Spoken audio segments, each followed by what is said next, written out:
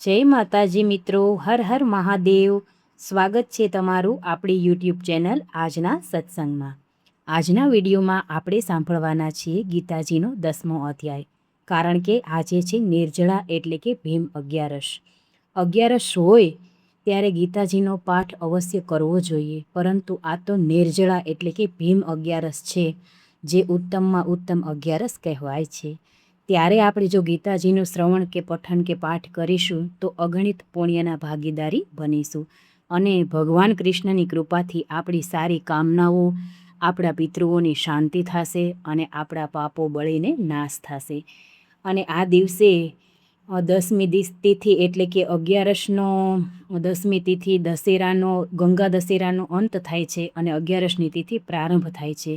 તો આ તિથિ ખૂબ જ મહત્ત્વની ગણાય છે અને આવા સંયોગ ક્યારેક જ થતા હોય છે, તો આનો જરૂરથી લાભ લેવો જોઈએ। વિભૂતિ યોગ અધ્યાય 10મો છે ગીતાજીનો। તેમાં ભગવાન અર્જુનને ખૂબ સરસ રીતે સંભળાવે છે અને આપણે તેની મહાત્મય કથા પણ અંતે સાંભળીશું, તો છેક સુધી વિડીયોમાં જોડાયેલા રહેજો। મહાત્મય સાથે ગીતાજીનો અધ્યાય સાંભળીશું તો પૂરેપૂરું પુણ્ય મળશે આપને।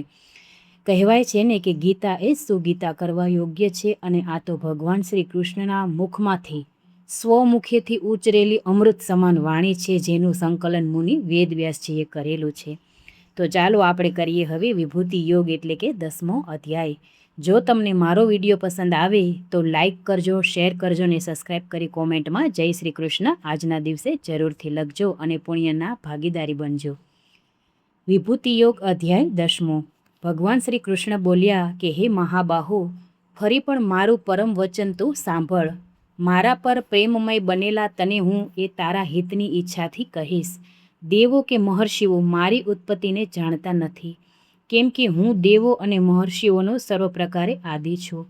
જે મને અજન્મા આદિ અને લોકોના મહેશ્વર રૂપે જાણે છે, તે મનુષ્યોમાં જ્ઞાનવાન હોય સર્વ પાપોથી છૂટે છે।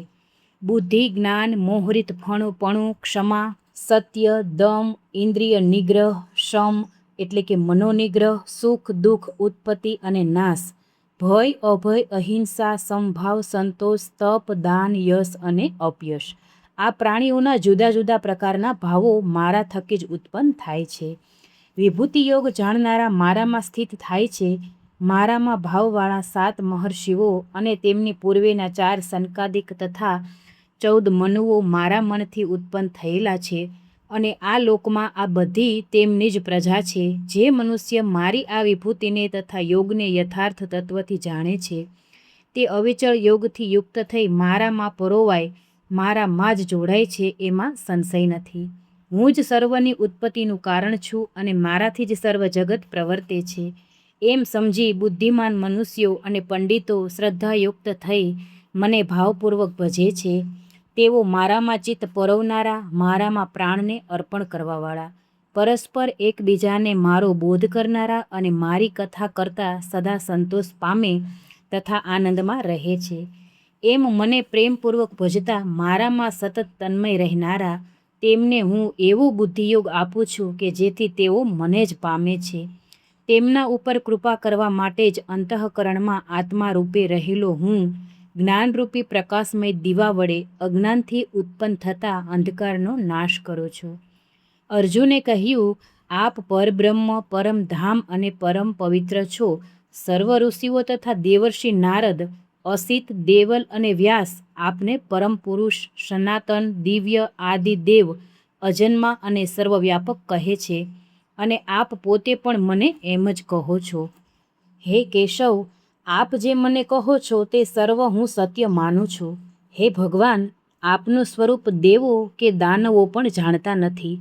હે પુરુષોત્તમ, હું ભૂતો ઉત્પન્ન કરનારા, હે ભૂતોને ઉત્પન્ન કરનારા, હે ભૂતોના ઈશ્વર, હે દેવોના દેવ, હે જગતના સ્વામી, આપ પોતે જ પોતાના વડે પોતાને જાણો છો।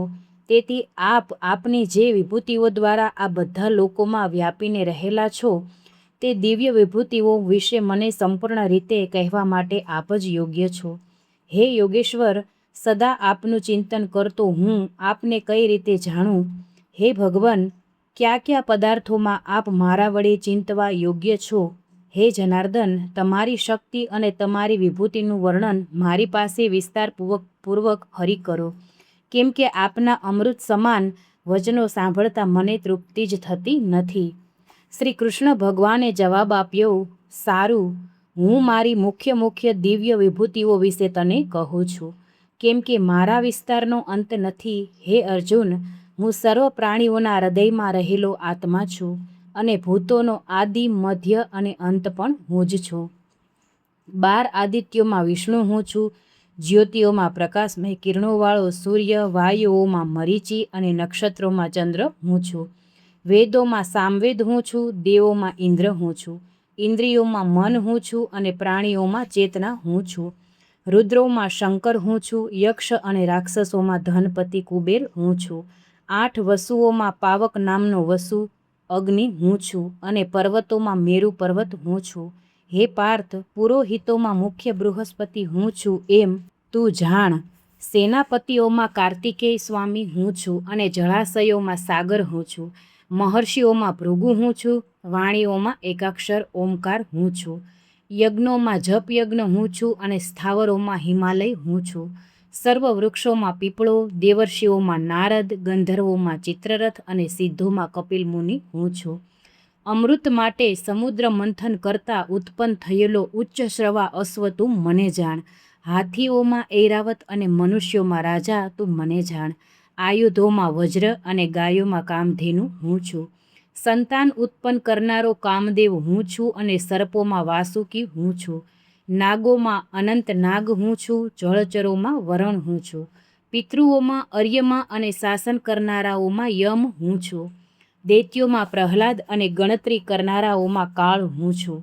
પશુઓમાં સિંહ અને પક્ષીઓમાં ગરુડ તું મને જાણ. પવિત્ર કરનારાઓમાં પવન અને શસ્ત્રધારીઓમાં રામ હું છું. માછલામાં મગરમચ્છ હું તથા નદીઓમાં ગંગા પણ હું જ છું. હે અર્જુન, સૃષ્ટિનો ઉત્પત્તિ કરતા, પાલનહાર તથા સંહારક પણ હું જ છું. એટલે કે અંત કરનારો પણ તું મને જ જાણજે.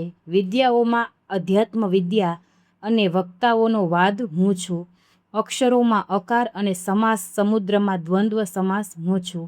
અક્ષયકાળ હું જ છું અને સર્વ તરફ મુખવાળો ધાતા, કર્મફલ દાતા હું છું. વળી સર્વનો સંહારક, મૃત્યુ અને ભવિષ્યમાં થનારાઓનું ઉત્પત્તિ કારણ પણ હું જ છું. અને સ્ત્રીવાચક નામોમાં કીર્તિ, લક્ષ્મી, વાણી, સ્મૃતિ, બુદ્ધિ, ધીરજ અને ક્ષમા હું છું. સામવેદની શ્રુતિઓમાં બૃહદ સામ સ્તોત્ર અને છંદોમાં ગાયત્રી છંદ હું છું. મહિનાઓમાં માગશર એટલે કે માર્ગશીર્ષ મહિનો અને ઋતુઓમાં વસંત ઋતુ હું છું. છળ કરનારાઓમાં જુગાર અને તેજસ્વીઓમાં તેજ હું છું. જીતનારાઓનો વિજય, નિશ્ચય કરનારાઓનો નિશ્ચય અને સત્વવાળાઓનું સત્વ હું જ છું. યાદવોમાં વાસુદેવ અને પાંડવોમાં અર્જુન તું મને જાણ. મુનિઓમાં પણ વ્યાસ અને કવિઓમાં શુક્રાચાર્ય કવિ હું છું. દમન કરનારાઓનો દંડ હું છું, જીતવા ઈચ્છનારાઓની નીતિ હું છું જે જીતવા પ્રેરિત કરું છું. ગુપ્ત ભાવોમાં મૌન હું છું તથા જ્ઞાનીઓનું જ્ઞાન પણ હું જ છું. વળી હે અર્જુન, સર્વભૂતોનું જે બીજ છે તે પણ હું જ છું. તેવું કોઈ સ્થાવર જંગમ ભૂત નથી કે જે મારા વિનાનું હોય. હે પરંતપ, મારી દિવ્ય વિભૂતિઓનો અંત નથી. આ વિભૂતિઓનો વિસ્તાર તો મેં દ્રષ્ટાંત રૂપે કહ્યો છે. જે વસ્તુ ઐશ્વર્યવાળી, શોભાવાળી અથવા બળ કે પ્રાણવાળી હોય તે મારા તેજના અંશથી જ ઉપજેલી તું જાણ. અથવા હે અર્જુન, આ બધું વિસ્તારપૂર્વક જાણીને તું શું કરીશ? હું મારા એક અંશ માત્રથી આ સમગ્ર જગતને ધારણ કરી રહેલો છું. સર્વસ્વ હું જ છું. ઓમ તત્સદિતિ શ્રીમદ્ ભગવદ્ ગીતા સુપનિષત્સુ બ્રહ્મ વિદ્યાયામ યોગ શાસ્ત્રે શ્રી કૃષ્ણ અર્જુન સંવાદે વિભૂતિ યોગ નામ 10મો અધ્યાય. તો મિત્રો, અહીંયા 10મો અધ્યાય પૂરો થાય છે. હવે આપણે 10મા અધ્યાયનો પાઠ કરવાથી કે સાંભળવાથી કયા ફળની પ્રાપ્તિ થાય છે તેની એક મહાત્મય કથા છે, તે પણ સાંભળીશું. બંને સાથે સાંભળીશું તો પૂર્ણ કૃપા ભગવાન કૃષ્ણની પ્રાપ્ત થશે. તો ચાલો હવે આપણે સાંભળીએ 10મા અધ્યાયનું મહાત્મય અને ફળ. ભગવાન શ્રી શંકર પાર્વતીજીને અને ભગવાન શ્રી વિષ્ણુ લક્ષ્મીજીને કહે છે કે હવે તમે 10મા અધ્યાયના મહાત્મયની પરમ પાવન કથા સંભળાવો, જે સ્વર્ગરૂપી ગઢમાં પ્રવેશ કરવાની સુંદર સીડી સમાન છે. મહાત્મયની કથા. પવિત્ર કાશીનગરીમાં એક બ્રહ્મજ્ઞાની, જીતેન્દ્રિય, વેદ વેદાંતનો પારંગત અને ધર્મમાં ચિત્ત રાખનાર તપસ્વી બ્રાહ્મણ રહેતો હતો. તે દરરોજ સવારે સ્નાન કરી કાશી વિશ્વનાથ મંદિરમાં ભગવાનના દર્શન અર્થે જતો હતો. એક દિવસ તે મંદિરમાં જઈને ધ્યાનમાં બેઠો. તે ઘડીએ ભૃગી નામના એક ગણે ભગવાન શ્રી કાશી વિશ્વનાથને પૂછ્યું કે હે પ્રભુ, આ ધ્યાનમાં બેઠેલ બ્રાહ્મણ કોણ છે? એણે એવું ક્યું તપ કર્યું છે કે જેના પ્રભાવથી તમારા ધ્યાનમાં મગ્ન થઈને તેના અંતઃકરણમાં તમારા દર્શન કરી રહ્યો છે, જે દેવતાઓને પણ અત્યંત દુર્લભ છે? ભગવાને સ્પષ્ટ કરતાં કહ્યું કે આ બ્રાહ્મણ મારો અનન્ય ભક્ત છે. તેના પૂર્વજન્મ વિશેની વાત કહું છું, તે તમે સાંભળો. એક વખતની વાત છે.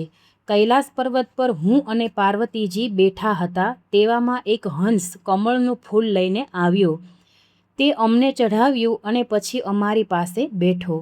આ હંસનો રંગ કાળો હતો. આથી મેં જિજ્ઞાસાથી પૂછ્યું કે તું કોણ છે અને તારા શરીરનો રંગ કાળો કેમ છે? શા હેતુથી મારી પાસે આવ્યો છે તે જણાવ. ત્યારે તે હંસ 2 હાથ જોડીને બોલ્યો કે હે પ્રભુ, આપ તો સર્વજ્ઞ છો અને બધું જ જાણો છો, છતાં આપે પૂછ્યું છે તો કહું છું. હું બ્રહ્માનું વાહન હંસ છું. એક સમયે તમારા દર્શન માટે હું બ્રહ્મલોકથી તમારી પાસે આવી રહ્યો હતો.